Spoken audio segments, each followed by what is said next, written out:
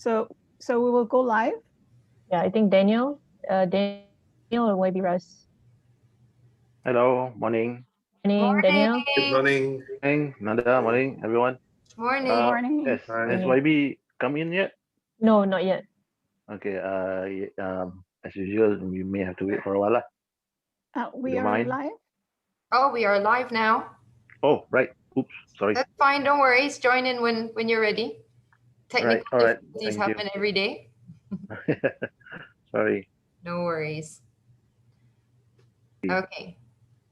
So do you want us to start now, Anita? Shall we start? Okay. So let me just get comfortable here.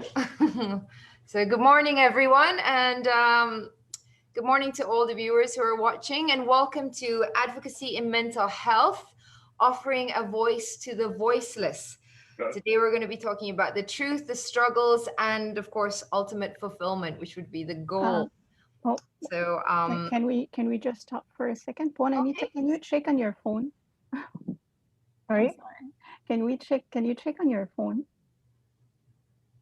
Okay. Okay. Check on my phone, Nada. I can't see. Oh, no, I can see it. Go ahead. Sorry, I didn't see the post. Okay. We're live. We're actually live right now. I know there's some technical issues, so if we could have everyone else mute their mics. Thanks, Nada. Thanks, everyone. Okay, so welcome again. So today we're going to be talking about advocacy. Sounds like a big word. A lot of you who have messaged me over DMs are wondering, what is advocacy? Advocacy itu apa sebenarnya, Cik Puan? And I said, well, today come and join our talk because we're going to be talking about what it is. So it is defined formally or officially as, I'm going to read this just to get it right, okay, so you can hear how formal it is. An important means of raising awareness on mental health issues and ensuring that mental health is on the national agenda of governments. Advocacy can lead to improvements in policies, legislation, and service development.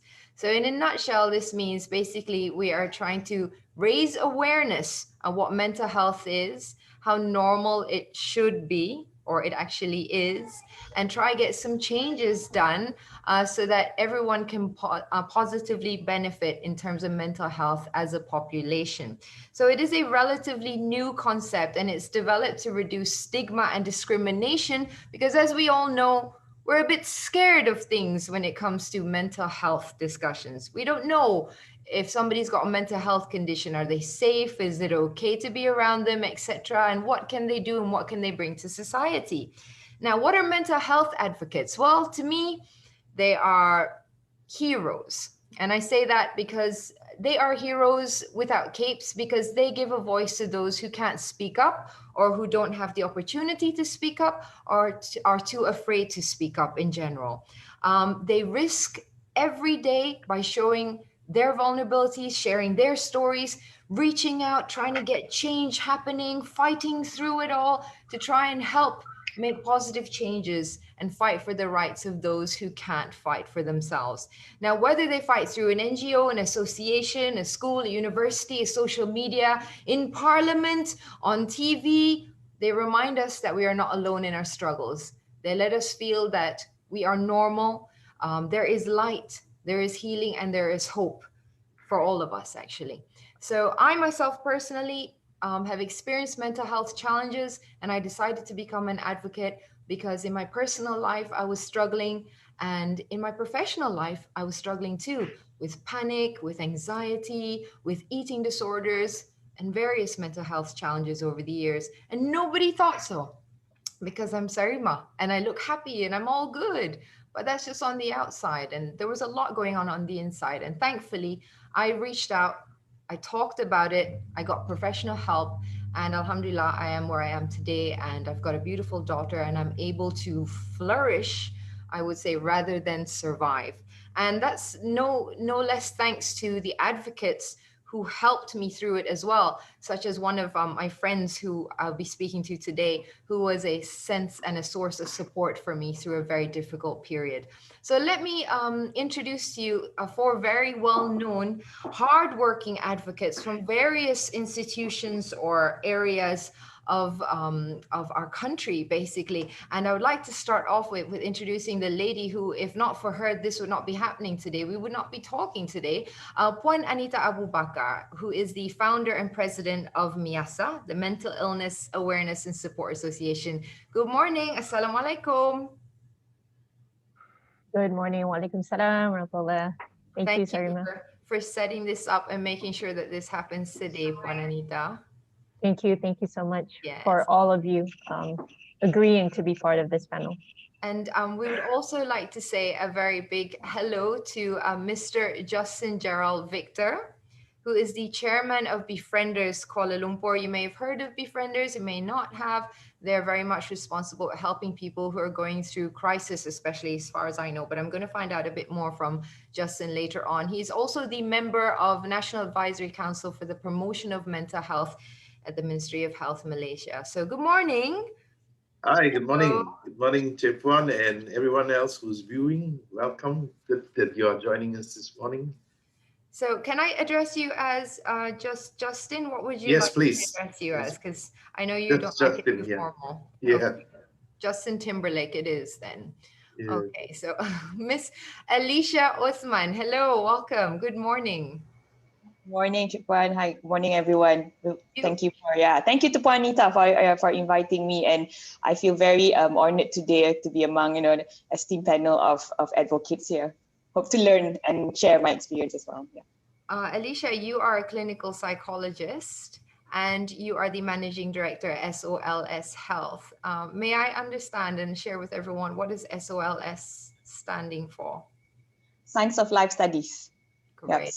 Yeah, because we focus a lot more on the overall, kind of the whole of society approach when it comes to any services that we provide, and particularly mental health. Okay, thank you. Thank you for joining us today. Very curious. I'm sure there'll be lots of questions for you. Now, last but not least is our guest of honor. So we have with us a lady that I've known for many years, since I was 19, I do believe. Yang Berhormat Senator Datuk Ras Adi Barazi. Good morning. Good morning. Assalamualaikum. Waalaikumsalam. Senator, would you like me to call you and refer to you, address you as just Senator? I will definitely not call you Kat Ras, but you can always call me Kat Ras. Senator is fine. Okay, great. Thank you. Well, thank you very much.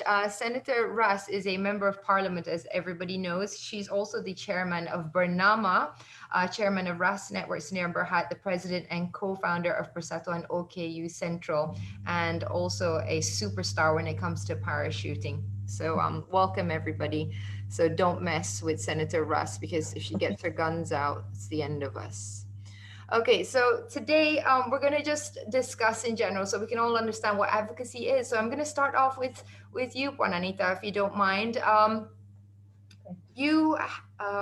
Actually, let's start off with Senator, if you don't mind, Senator. Yes. I'd like to understand you having lived as a person with that disability before, and even when I knew you, and then you experienced several incidences, which then led to a life where you found yourself facing the reality of living with a disability.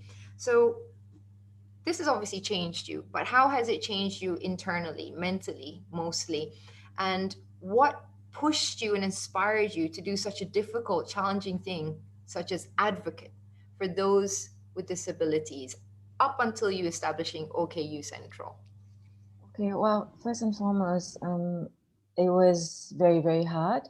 For 6 years, I was struggling on my own. From being able to disable is orang Melayu kata jadi tak keruan, you just lose it, and it was very difficult because there were also some people who thought that I'm okay, and because they never asked, they never came to visit. It was very lonely for me. I was speaking to the four walls, and then I was going through a major depression because, from being active and suddenly you have to use your own diapers, you can't move, people need to carry you around. So it was very, very tough. I think the tougher part is also because I couldn't go back to what I was doing. The job that I was working in, the company that I was working with, I guess they didn't quite understand and didn't comprehend how best to work with someone who has a disability. So I struggled for 6 years, and I share it with everyone. I tell them, you know, it was very tough because I was eating rice with salt and drinking tap water for 6 years. And the thing, there were 4 things that really put me through. Actually, is having faith. Kita punya Yang Maha Esa. So that I always press to everybody, you know, keep well and have faith and believe.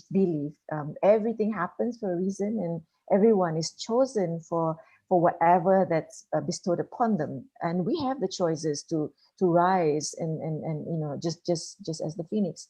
So it was very tough for me, and I reached out to the Almighty, and every time I cried, I felt, and then I cried and I fall asleep, and I felt like God put a blanket on top of me to say, hey, it's okay, you'll be fine.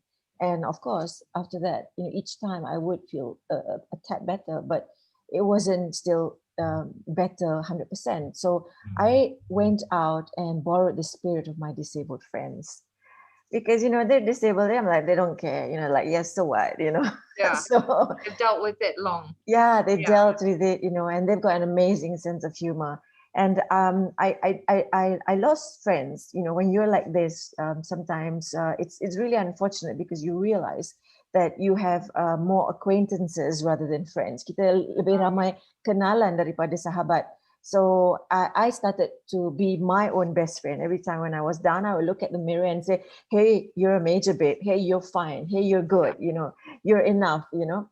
So I tell myself and everybody else, you know, whenever you feel down, just look in the mirror and start talking to yourself. I mean, you're not you know, somebody who's lost it, no, but you're just somebody who appreciate yourself, because only you know what you like and how you like things to be. You get what I mean? True. And then I have my sense of humor, just as you, our sense of humor, just Yes. you know, just pull us out. Bounce it back. Yes, so itulah, alhamdulillah. Alhamdulillah. So, and because of that, look at where you are today. My goodness, chairman of Bernama. Wow, you know, I'm like, you know, it's breaking the barriers, isn't it? It is smashing barriers, you know, from where you were all the way to where you are today. But I think you're the same. For me, I am.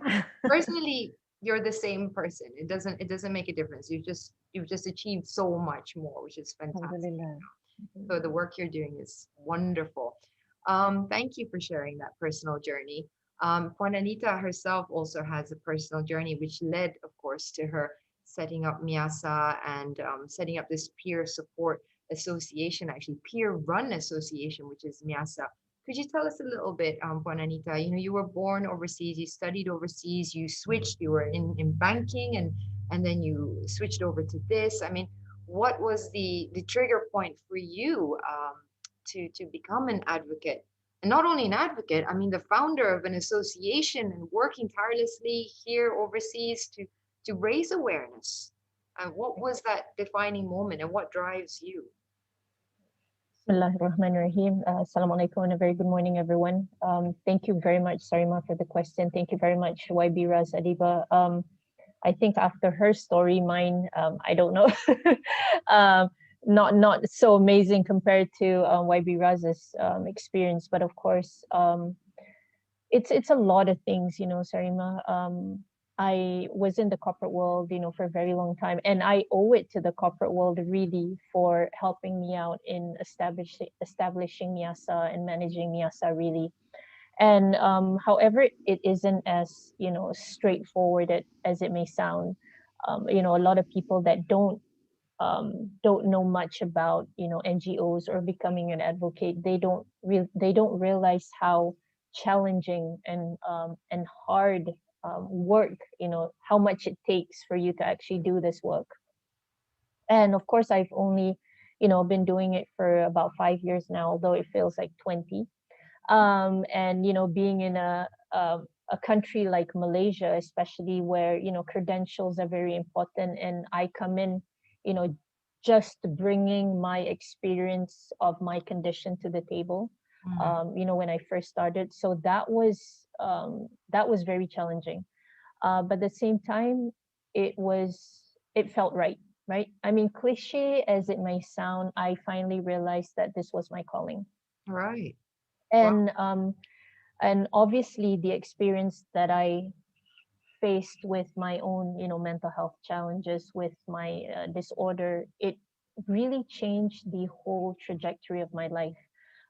It made a huge difference. I came out, on the other end, I hope, a better person, wiser, healthier. But what I know is it was life changing for me, and it still is. So the conceptualization of Miyasa came through my own struggles with the condition, realizing the gaps that we had in the mental health space, be it mental health literacy or be it support awareness. And although I didn't know much during the time, or I didn't understand it much, as much as I do today, of course.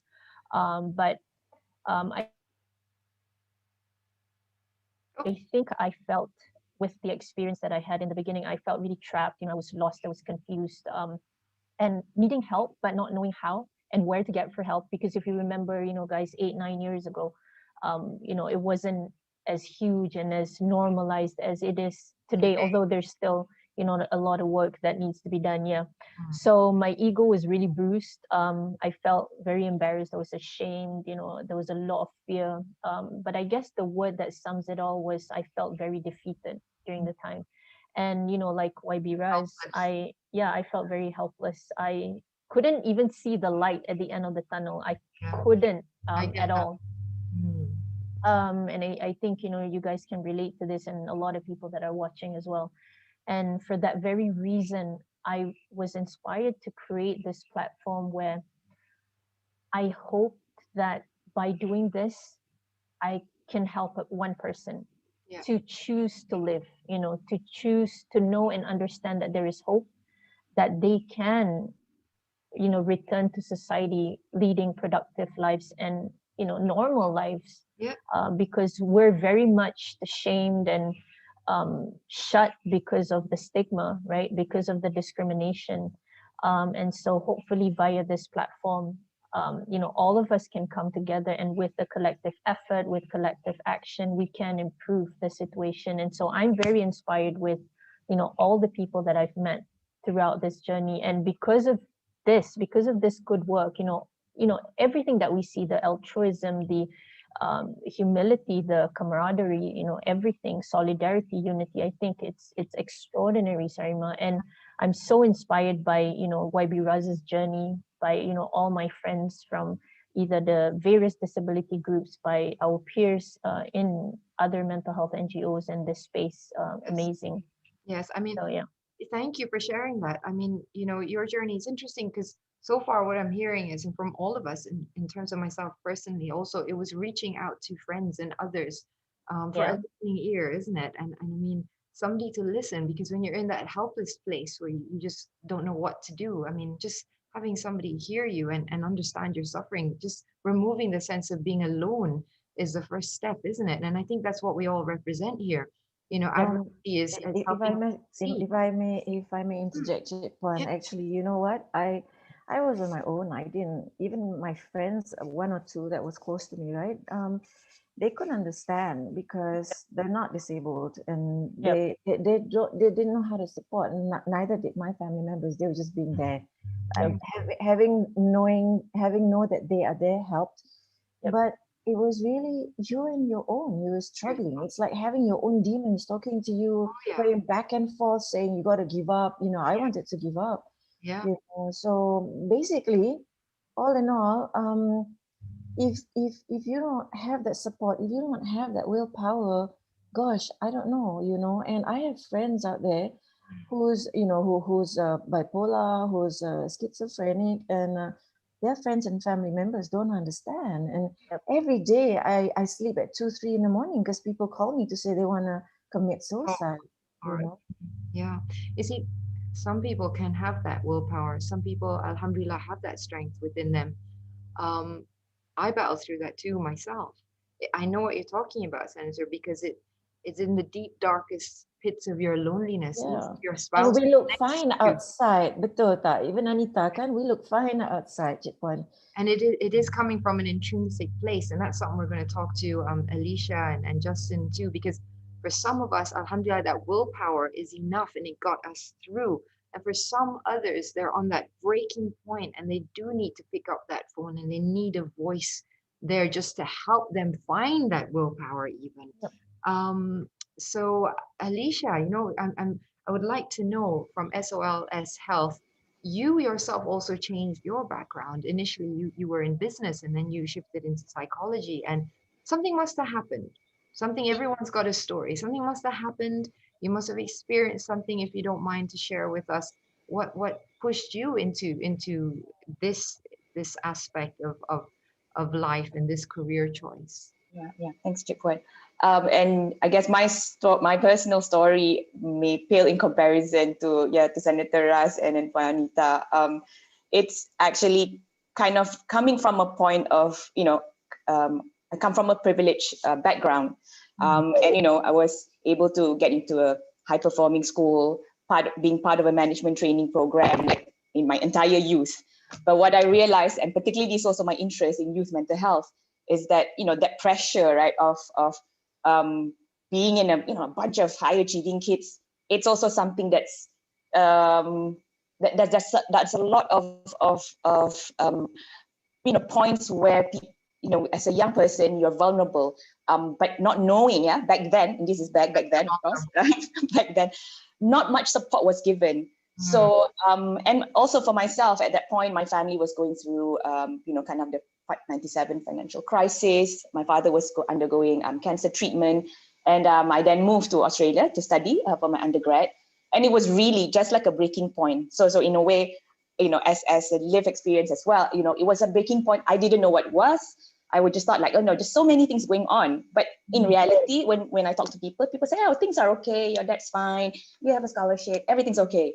But inside, it's not okay, right? And it's not okay. Exactly. And I couldn't see that because I think it's also of the self-stigma. But this is how I came to realize how important the community support is. So the first week, of a first semester, I went to a housing office in the university, applying for the student accommodation. And the lady said, sorry, we're full. You have to wait for 3 weeks. And I just broke down. And, like literally, crying, and this lady, of course, from very well trained, right? She just said, okay, can call her colleague, ask her colleague to take over. And she said, come, let's go to this room. Brought me a cup of tea and just said, just sit down, love, typical Aussie style, right? Like, I know you're going through something, may not be my place to say, but the university has really good services, and I've gone through the counseling service. Would you like me to help you, to get, an appointment? And if you feel unsure, you can just talk to the person there first. So that was someone reaching out, total stranger, not her job. I mean, not her job. She's a housing officer, not a mental health trained person. A human being. A human being, just being human there, just being there, and not just listening, but actually, putting in action. So this is how I then realized, right? Empathy is trying to understand, but compassion is when you try to understand and you kind of give a way or kind of a tool for this person. Something about it, yeah. And that completely changed, my perspective, right? And because of this early, I would call it like early intervention, I went through the sessions over like 6 months, and I graduated, came back, started working in the corporate setting, and to my dismay, returning back to Malaysia, this was something that is so stigmatized. People couldn't talk about it. Yes. When I said I went for counseling, they're like, oh, really? Like, that question. Yeah, like, oh, something was wrong with it. Like, oh, yeah, because your father has a problem, because your family. But I'm like, no, it's not just that. It's not just that, So I then, kind of felt that, hey, I need to do something about it. So, went into that training of being a clinical psychologist as a service. So now I'm a service provider instead of service user, but I realized it's still not enough. That's one point of treatment, but that disconnect with the community support. This is where I felt like even I'm working with people and sharing my own life experience, but they still go back to the communities, my time with them is only maybe 1 hour per week. But that lack of support in the community, I think Senator Ras and Juanita mentioned families and neighbors not really understanding, like what this individual is going through. Yeah. And all of these things, I felt helpless, really, really helpless. Like, oh, how do I help, right? Because my role is only in that 1 hour. Yeah, and they're not all coped, not everyone has the coping skills to deal with that as caregivers. Exactly, yeah. And even if they learn in our treatment sessions, they still go back to the same environment. So this is what, for me, then I was like, the mental health is one thing, but also that community development part, really understanding what are the structural barriers, right, in this person's life, understanding all these issues, social issues, like whether it's poverty, whether it's conflict or violence in the family, that will not just trigger, but also perpetuate, right, mental health challenges and issues. So yeah, so I guess that's where my journey then, after that 2 years just being a service provider, I slowly, gradually try to learn how to do advocacy, and with the support of the other advocates, hopefully we're doing much more. So you're training other people to continue to be the service providers and to be skilled in order to help people who are going through mental health challenges. Wonderful. And you continue to do that. And last but not least, Justin, everyone knows Befrienders by name. I must admit, even myself, I know that you are a service provider and you're there as a support, mental, emotional support. Especially, I do link Befrienders with suicidal thought and ideation. That's the first thing I think of. What happened to you that got you started and so passionate about helping others? Well, first of all, maybe I'd like to really thank the rest of you for sharing such personal stories about your journey, and it's fantastic to see where you are at the moment. So there's a term they use, the wounded healer. So the one who has been wounded before becomes a great healer, and so that's what you all are. For me personally, I wouldn't want to say blessed, because everyone is blessed in some way or other. But I've never had to personally deal with mental health issues for one reason or other, and thank God for that.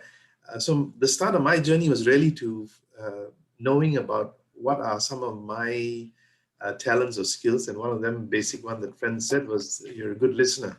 So then I had this feeling of just my job was not enough in my life. I needed something else at that moment. I used to be a medical journalist. Yeah. Okay. All yeah. right. So I was spending long days, but still then I said there must be more to life, So I took on that, and the first thing that came to mind, so how can I help the community? And then when I asked myself that question, I must look for where there is the greatest need, at least from my point of view.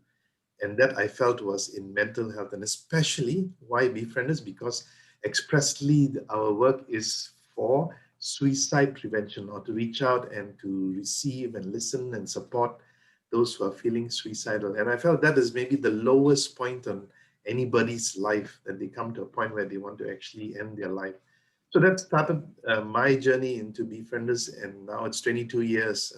And I found it really very fulfilling. Some people get burnt out, but fortunately the system that we have allows us a lot of space in between. So we have, we're not like a mental health professional who like 5 days a week is working on the same thing.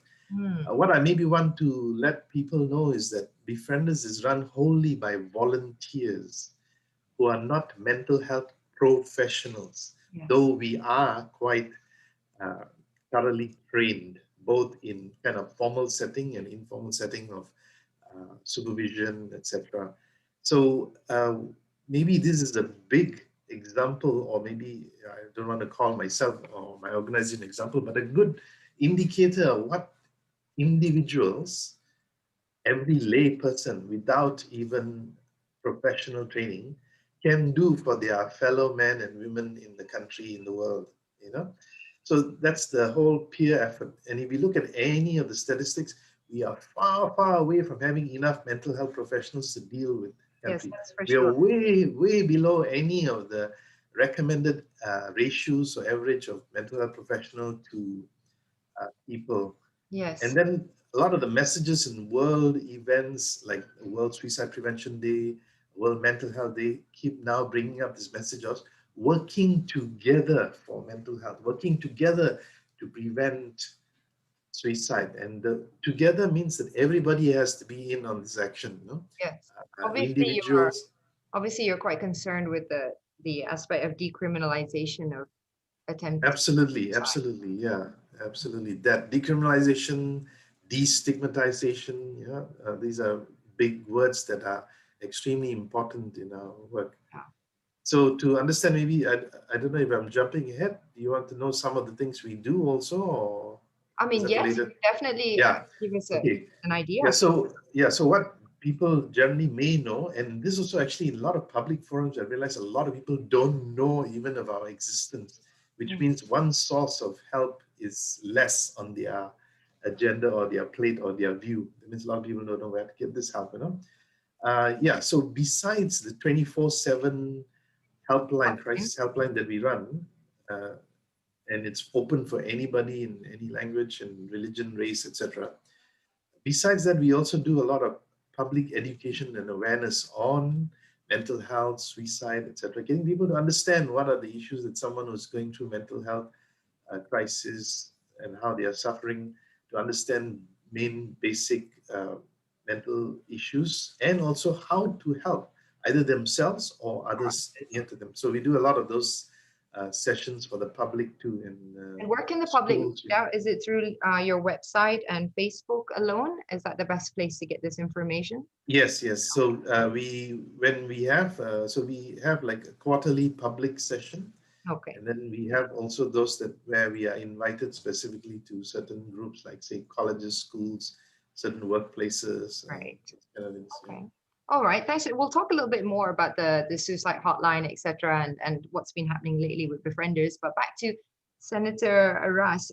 Senator, I would like to understand the mental health struggles for a person with disability versus a person without disability. That's something that I myself am quite curious, and people have asked. Do you see it as being different? Is it do different pains, so to speak, come with it, or is it the same as a person without disability? I think you muted yourself, so if you could just unmute. Thanks. It's tougher for us because first and foremost, there is a stigma. People think they can help us, but actually it's not that easy. First and foremost, we have issues with our disability. Second, we are depressed. You know, we're down and we're out. And sometimes when you are counseling or you're listening out to someone who's disabled, the disabled will like put a bit of a wall, Barrier. yeah, a barrier, not because they don't appreciate you, not because they don't want to share, what's in their heart, but sometimes they look at an able body and they say, yeah, what would you know about What us? would you know? You're not disabled. You probably think that we're like everybody else, but we're not. So that's one of the things that I get feedbacks from my disabled friends, especially the ones who are under mental categories. They feel that there should be the people who are supporting or who is listening, the counselors and stuff like that, should be briefed on how best to support someone with disability. Because some of us, we have 2 or triple disability. You could be physical, you could be deaf, and you could be blind. How do you speak to somebody who's deaf blind? I have friends who were born deaf, and then over the years their eyesight degenerated and they become blind. So how do you text with them? Yes. How do you communicate with them? So you just have to open, their palms and you communicate, whatever sign that you want, and it's not easy. So one hand would use, if I'm communicating with somebody who's blind, deaf blind, I would use their other hand to, to communicate what I would use for my left hand. So Right. it's not easy. So there's a lot of things, but this is something that we learn. This is when you see them physically, when you are there in front of you.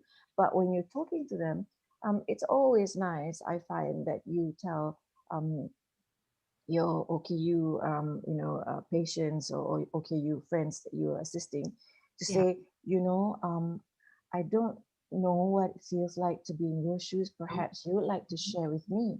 Mhm. I know you're pretty stressed out and you're pretty down. I'm here to listen to you, but perhaps you would like to share with me what it feels like to be What you're you. going through. And that people forget to ask. People Right. people think, oh, okay, so you're physically challenged, okay, you physical, and then, oh, you are blind but you can hear me. But they forget to ask what it feels like to be in our shoes, in our world. Right. Because most of the people who are assisting and who are listening and who would like to support us are actually able-bodied. But Right. now at universities, Cik Puan, we also have support group at the Halewal Pelajar. So they try to be there for their friends first. And then after that, they say, okay, let's see the counselors or the psychologists and stuff like So that. rather than assuming, so that's interesting because a person with disability is not just a person with a body disability. It is also a physical, mental, intellectual, or sensory impairment. That is a person with disability. So from what I'm hearing you say, also, it just occurred to me. So if you lose the ability to use your legs, or you're blind and you're deaf, or either or all combined, on top of that you have the mental and emotional disability that's happening at the same time.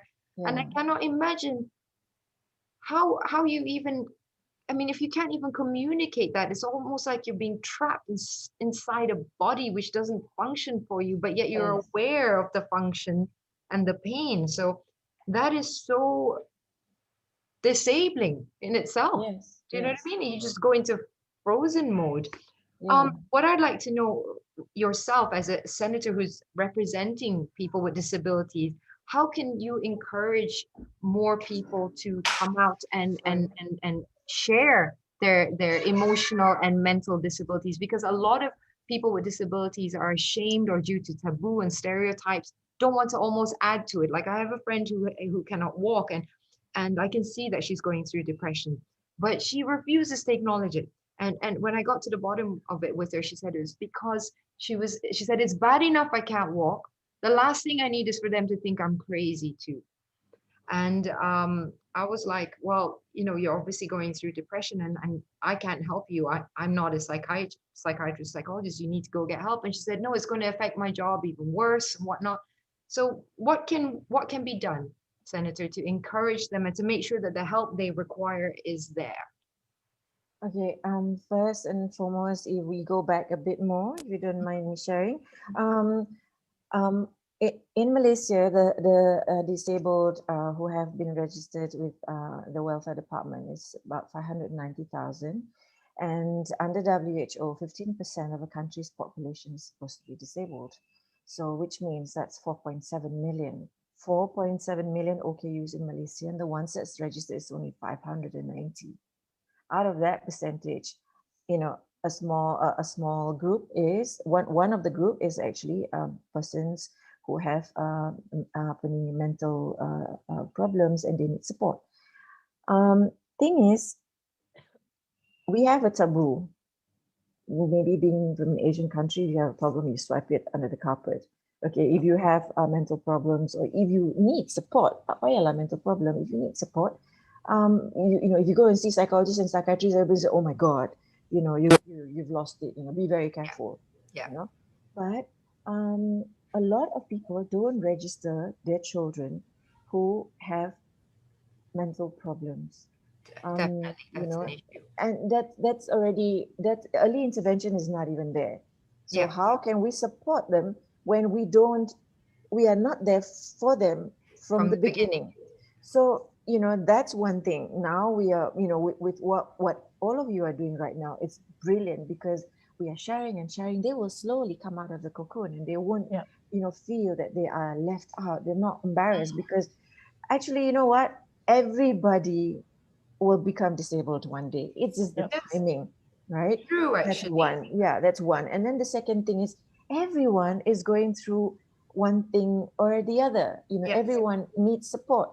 So all I can say is right now, to people out there, especially persons with disability, if you need support, you just need to ask and you need to speak and reach out, because if you don't, it's going to eat you up, and by that time it's tough for people to be there for you, because you cover it up, just when like even for me, even now people think that I don't that I'm a superwoman, that I don't have problems, Yeah. I can cope with everything. But that's not true. I mean, I'm in pain every single second.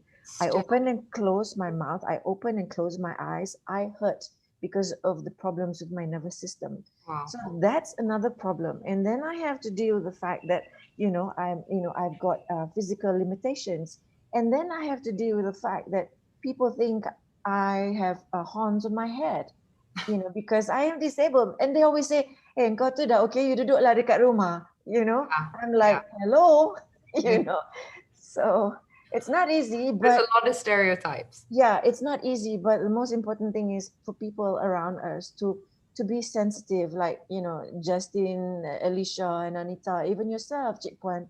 It's wonderful that you guys are just listening and waiting, because you never know. Sometimes there is a red flag and we think it's blue. It's not. Yes. It's I not. see what you mean there. It's always wonderful that friends that befriend us, and even Alicia and Anita, even yourself, that you guys are just listening. Listening is good.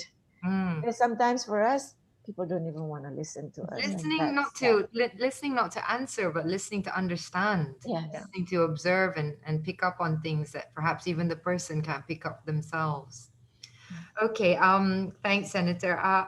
Juanita. Okay. So with Miasa, just a quick one. Some questions that some people sent to me to ask you, actually. So, can anyone become an advocate? Anyone can be an advocate, Sarima. Okay. Anyone. So you don't have to be a peer. You don't have to have gone through mental health challenges to be an advocate. Yeah. No. As long as you're passionate, as long as you want to help, we welcome you. Anyone. Is there a career in becoming an advocate? There could possibly be a career. Like, for example, in other countries, we have peer support workers, right? Which we don't have that in Malaysia, which is very unfortunate. So this is also one of the stigma that we have to smash, Sarima. Because really, when you have a peer support worker involved in, the design, planning, implementation of mental health services, involved in amendments of policy making and all these things, it actually helps. It's very interesting that you asked me this question, because just to share, when I went to Trieste in 2019, I presented on no restraint, right? So we were talking about zero coercion in mental health. And there was some people have asked me, what does zero coercion mean? They're not okay. It means coercion means kaidah pemaksaan, where there's force, right? Force treatments, force admissions, doing something to a person that is against their will. So saying you are basically not well, or you're crazy, we're throwing you in a home, yeah? Right, we're throwing you in a home, or you're aggressive, let me tie you up, or forcing medication on you, or you're being harmful to other people at home, so let's put you in a psych ward or in a mental institution. So those kind of things, right? Yeah, so we want to talk about shared decision. We want to talk about informed consent, informed decision. So this is what we're pushing for. And of course, if we talk about UNCRPD with the 50 articles, we're talking about providing every single individual their right as a human being. So providing autonomy, liberty, freedom, choices, because at the end of the day, it is your life that you're talking about. How can you make the decision for me, right? Yes. You can support, you can support my decision. I probably need your help, but I make that decision for me. It's my decision to make. And so I tell this a lot to our peers, where trust yourself in that process, trust yourself in that recovery process, because a lot of times we feel very trapped in our diagnosis that we rely 100% on our professionals, on our psychiatrists or psychologists or therapists, right? Yes. And we forget that, look, we, like what YB Raz was saying, we're feeling the pain. We know how it feels. We know what we need. And it's so interesting, Sarima, because I remember when I first started this journey where I'm a person with a lived experience. I don't have any knowledge whatsoever about, the formal education of psychiatry or psychology. And, coming into the mental health space where I realize I'm coming into the room and I'm not the smartest anymore. I'm probably the least smartest, right, in the room. Got it. And I'm trying to get myself heard. So you're not coming into the room where everyone's a psychologist or studying psychology and you're talking about mental health, but you're just bringing your condition there and trying to get yourself being heard. But what I realize is pushing this work, there's three things usually that I know that other people don't know. Because the first is I know what they don't know. Two, I know what peers and caregivers need and want. And three, I know that if I can get myself heard, that things can improve. So bearing that in mind is what makes me push this through and hold on, and because I know desperation all too well is what makes me it keeps me going, in that sense. And so, I remember when I went to Trieste and, I met this one director of a hospital, a nursing, one of the biggest nursing schools in UK. And he came up to me and said, Anita, your presentation was excellent. And he wanted to share with me the fact that in the year of 1999, he said that one of his staff members told him, whatever his name was, I don't remember now, but he said, Doctor, I want to bring a person with lived experience into one of our sessions. And he was shocked because that wasn't something familiar. That was something that was unheard during the time. But he accepted it. He said, okay.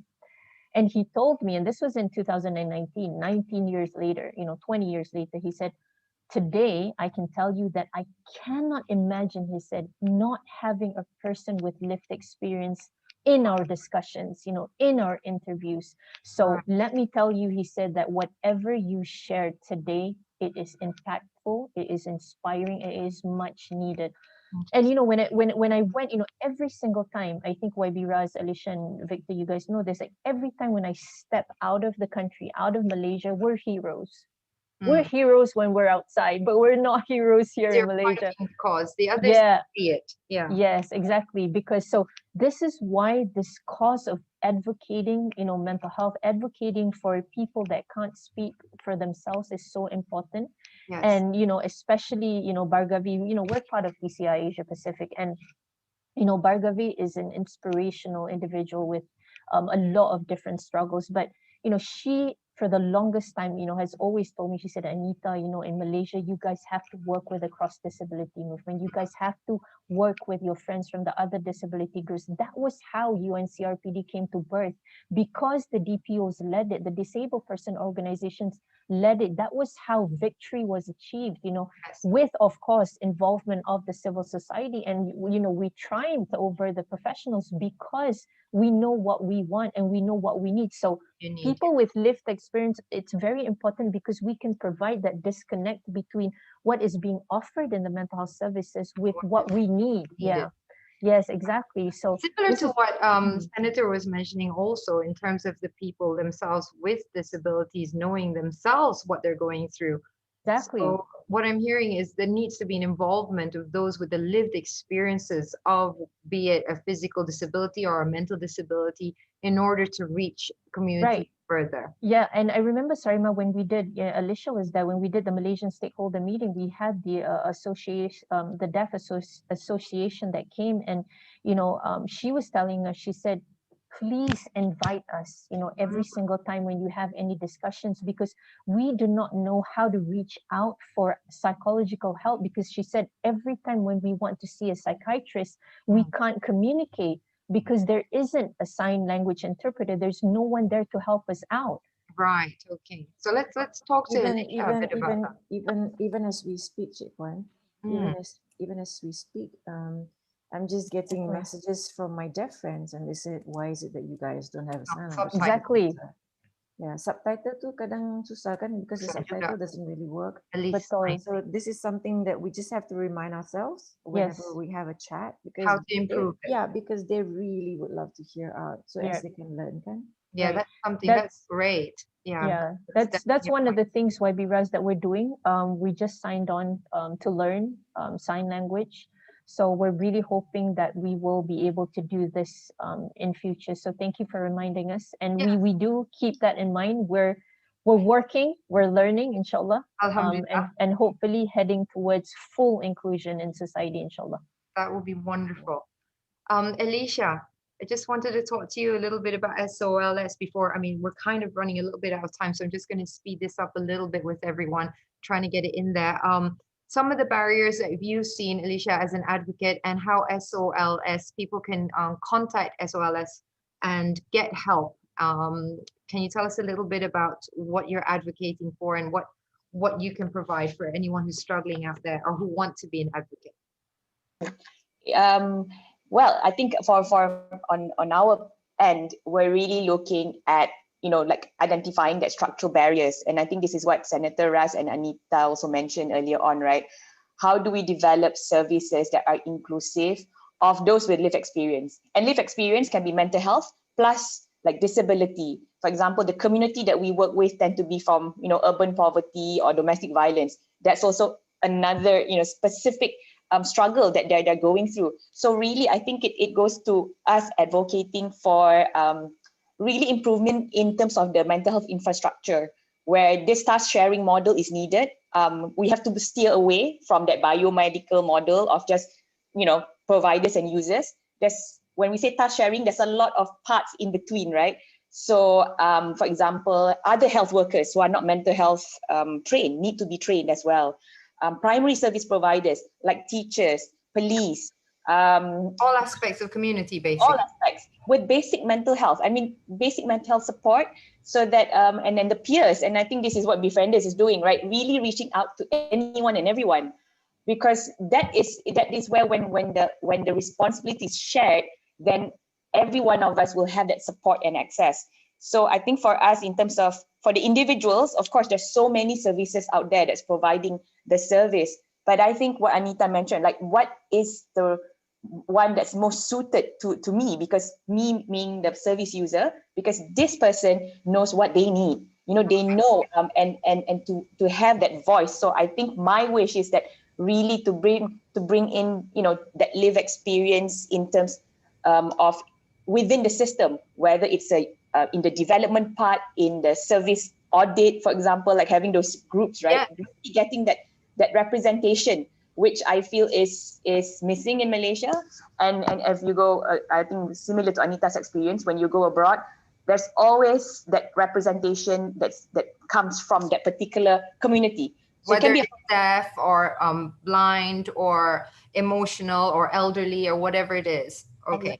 Yeah. So that's definitely something that we need to push further in the next few years across all services. Yeah. And how can that training happen with a place like, let's say, SOLS? And Justin, do add in if you feel free to join in. I mean, how can these people be trained? Let's say somebody who have the lived experience, not just of mental health issues, but also the physical issues, physical disabilities. Where can they get the training from? Can it be trained? Are there people existing right now who can train them? Yeah, I think this is where the mental health NGOs or also some of in the private setting as well, and also public, where we need to improve a lot more of these collaborations. So I will quote an example because Senator Ras is here. I met with the GUT Center, so a group of journalists who are working, with traumatic experience. So they actually said, we reached out to a group of mental health professionals to really develop mental health for a particular profession, being journalists, because it's very different. It's not going to be the same like you go to a hospital. It's not going to be the same as a private center. So it's really a kind of a demand and supply. It's really if a particular group of advocating for maybe not mental health, but their own profession or disability or any other, aspect, to then collaborate with the mental health professionals. I think that's where we need to start with that. So reach out. Bridging that. Bridging, yeah, to, you know, we have befrienders here, MIASA, Souls Health, there's MMHA, and also, you know, other public services that, you know, just start having these conversations about how do we collaborate and start, you know, with some basic training. Yeah, so that's collaboration is what you're saying, because there's sort of like a disconnect here where we're all helping individually, but we're not sort of integrated to each other. Yes. I see. Yeah, okay. Yeah. And what about yourself, Justin? How do you see this? I mean, you know, you've got your hotline and you're helping people who are in crisis. How would you, what is missing in your, you know, because you're kind of like at the end of the tether for people. And obviously there's steps before that people go through mentally, emotionally, before they reach that point of suicide. It's not always like A to Z straight away. So there's the middle part that we're all trying to address here, be it Alicia, Senator Russ, myself reaching out as a public figure, all of us doing our part to prevent that, to actually prevent people calling up befrienders, basically. Prevent it getting to that point. So what's missing from your perspective, and how can we all collaborate better? I'm glad you asked what's missing, because I think a lot of people who are troubled, despairing, are getting the idea that they can and should reach out for help, and that there are many possibilities. One big stumbling block or block for those individuals are the people surrounding them. So a lot of them are calling them, you mental, you bukan mental, you're not crazy, or you are crazy, and all of those things that are blocking them from mental health. So from my point of view, the advocacy is not so much at policy level. All that has to be there. But the advocacy is to shout out, to ask everyone, every single person, to understand that it is okay for someone who's mentally troubled to reach out for help. Yep. Not be a stumbling block to them by telling them no. So a lot of people call us, younger people especially, and they're saying that their parents don't want to take them to professional help, telling them that they are being just drama queen or overacting and all of those things. So there's a lack of understanding and lack of support for someone who's willing to say, I need help, or I want to go for help. So if we can overcome that, and more people keep saying, then the stigma too will drop, and then there can be greater help-seeking behavior. All the other things are on the other side of the whole spectrum and the whole equation. The backbone. Yeah, definitely. The other things are the backbone of it. But this one, every person must change their mindset, must encourage the one who is hurting. You know, so someone breaks a leg and you don't make a fun about it, you rush them to the hospital. Yeah, I always say if somebody's got cancer, you don't say, you drama queen, you know, or if you've got diabetes, you don't say to the person, oh, don't take the medication, you know, let nature just do its own thing. Yeah, it's really sad and worrying how many parents are not allowing their minors, their kids, to get the professional help. A lot of parents, Justin, correct me if I'm wrong, that's coming from a place of fear and shame combined due to stereotypes, in our culture. And ignorance, ignorance that, you know, that it is not somebody just making a big deal out of nothing. It is a mental health problem, you know. Okay, and if it's not addressed, it gets worse. And then the last stage is to actually want to end their life. So what we can do to support befrienders is basically what the rest of us are trying to do, and that is change the mindset. So speaking of mindset, I always come back to the media. I always come back to the media because, you know, whatever travels I take to the UK or Ireland or Australia, I turn on the TV, there is a commercial for people with disabilities. There is a commercial for people with mental health or gambling addictions and etc. And there's a hotline, and it's made normal. It's in between the cartoons, or it's in between the talk shows. It's like a normal thing, you know, like if you normalization process, you know, like important. A commercial for antidepressants pops up and they're like, do you need help? You know, and it's become like a normal thing, but I wish to see that happening here, you know, and I don't know. I mean, coming from the media, the background of media, of course, and still in the media, and myself in the media, and the roles that I've had to play, the scripts I've been given, oh my goodness. You know, the stereotypes need to be broken there. What do you have to say on that? I mean, what is the role of the media in helping to decrease this propagation of people with disabilities can't do this, they can't? There's always a focus on what they can't do, and people with mental health issues rather than what we can do. Well, public service awareness is very, very important.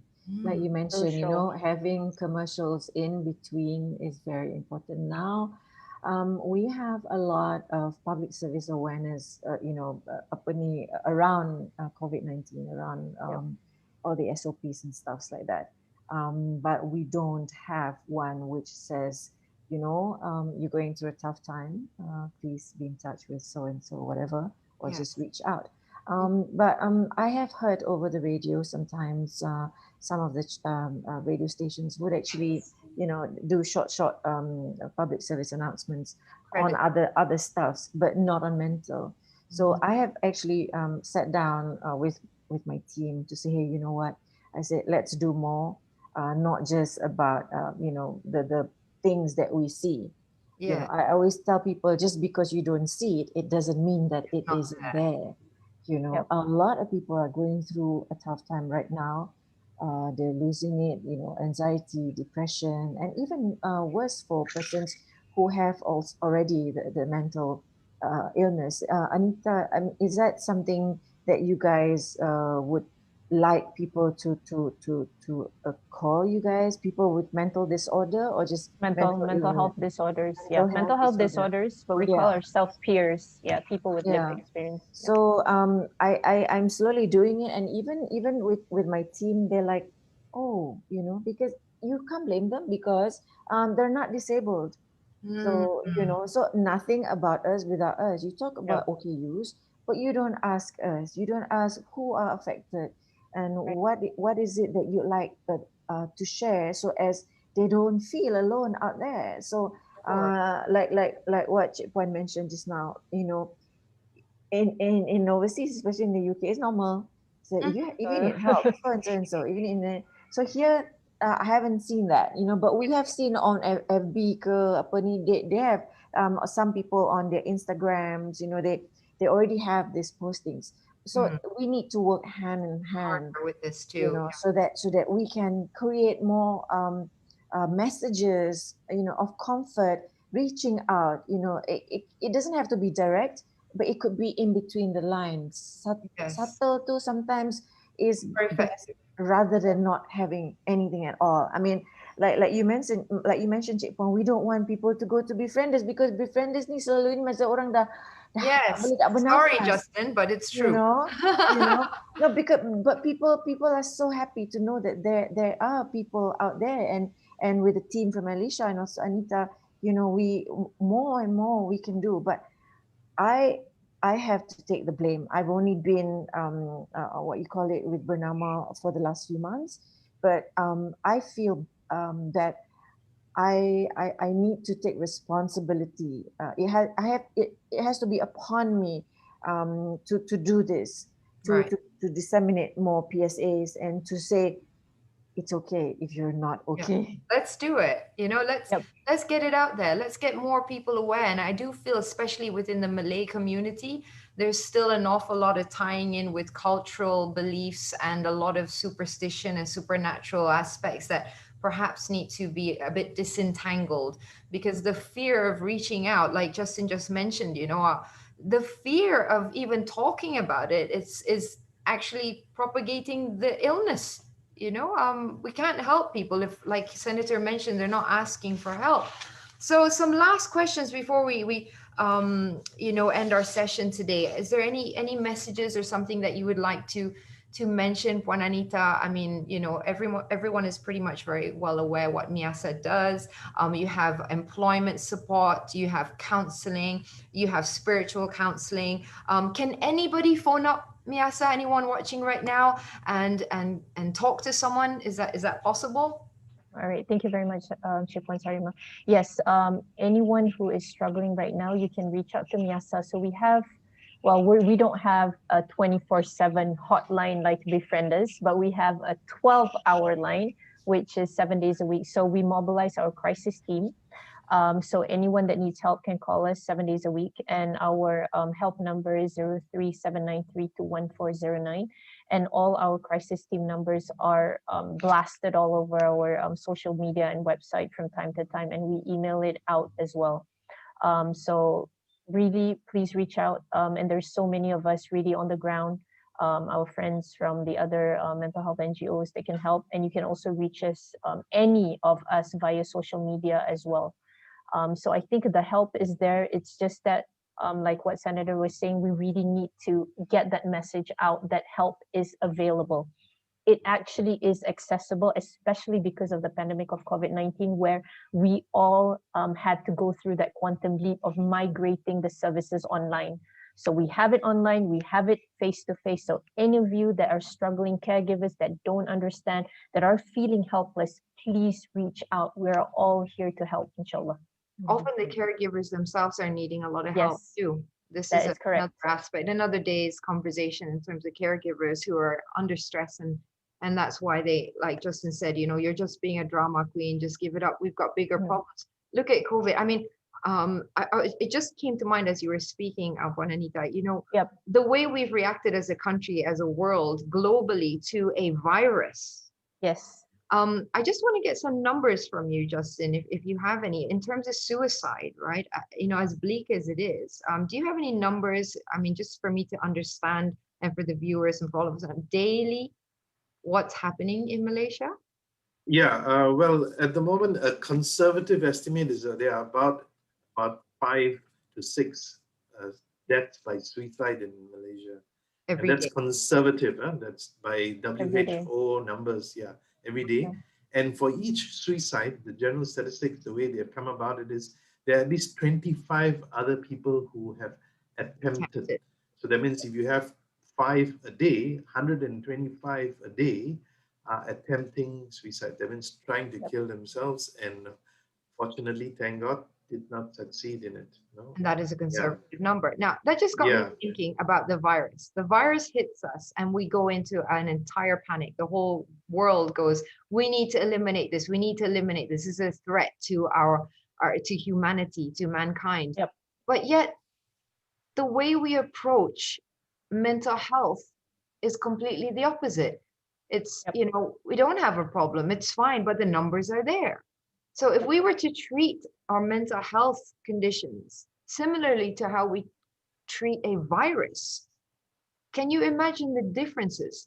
I mean, look at the commercials, look at the money that's been pumped into, look at the policies, look at the changes, the way we've approached the virus as if it's going to destroy us. Yet every day we're walking around possibly with something that is destroying us. Yeah. And Cik Puan, if I may interrupt, there's so many things about the pandemic and stuff like that. But when they talk about the pandemic, they somewhat forgotten about us. You know, like some of us can't wear the mask, some of us can't sit still, you know, and some of us are allergic to this and that, you know, so they don't ask us. They don't ask us whether we're okay. They don't know that there's some of us who don't even have food to eat for 10 days. They don't know that some of our carers can't cross. I mean, now, alhamdulillah, dah boleh sikit-sikit, you know, the closest one. And then with police release. So, there are cases of some of my friends who are bedridden, pesakit terlantar, who have died because their caregivers couldn't come across. Couldn't get to them, the barriers there. Yes, you know, and medicines couldn't come across. People just couldn't do it. So, yeah, I mean, you know, people forgotten about us. The forgotten one. We are the forgotten lot, and I don't think it's something that they do it on purpose, but because, you know, everybody's going through this, and they're speaking to everybody in general. Cannot. You know, with persons with disability, it's different. The approach is different. You know.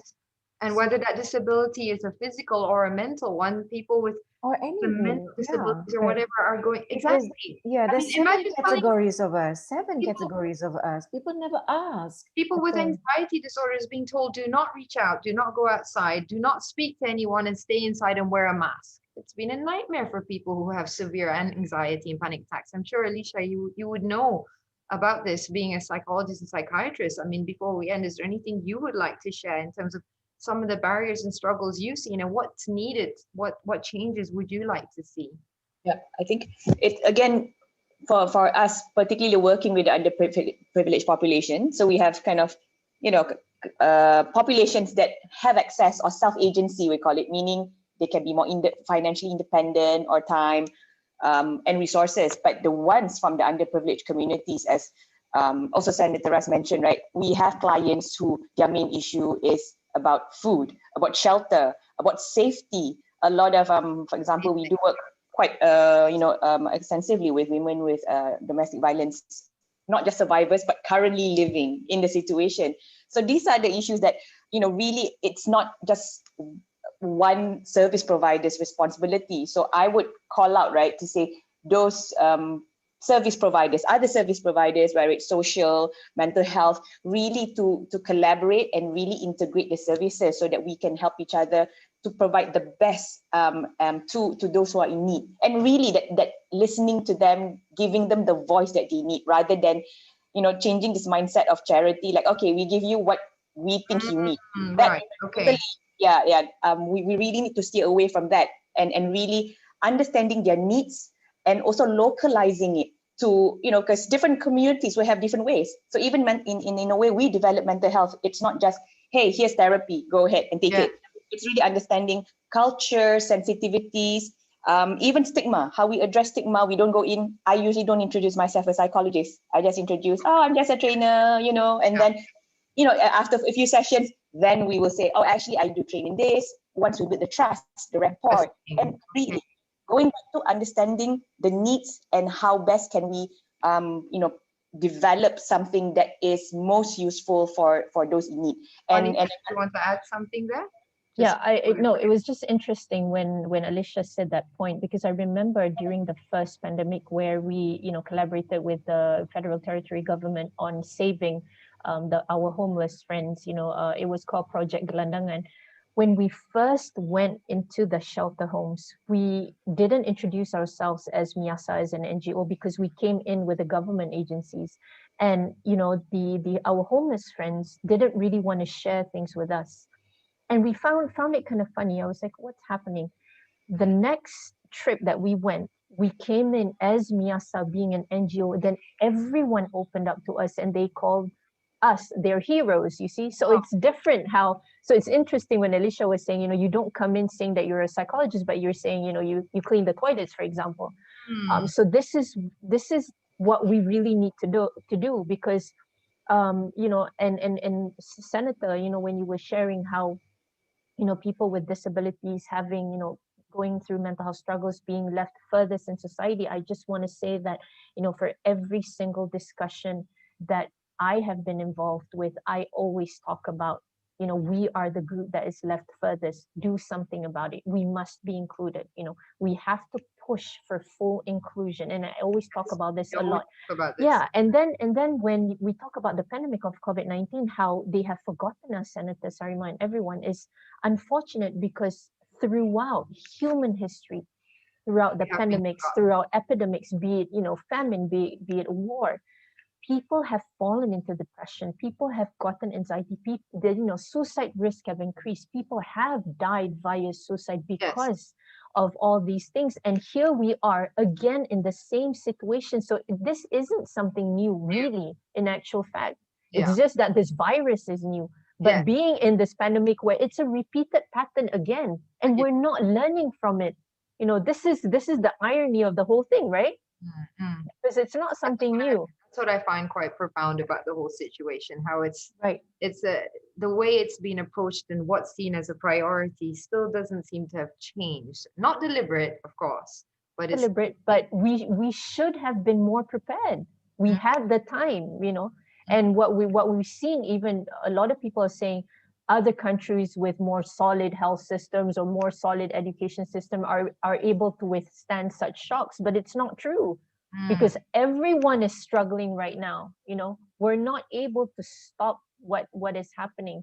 Those and countries, now, such as you're mentioning, some examples of good practices with it would be like Brazil, Australia, Italy, Spain, but of course they are also struggling too, as you're just mentioning. So I mean, perhaps they're better able to address it, but it doesn't mean that there isn't still suicide, there isn't still the concerns that we have here, but on perhaps a smaller scale.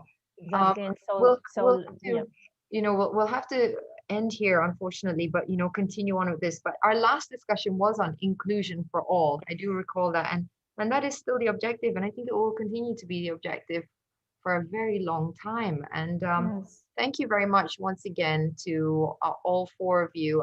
Like I said, the most hardworking advocates in the industry.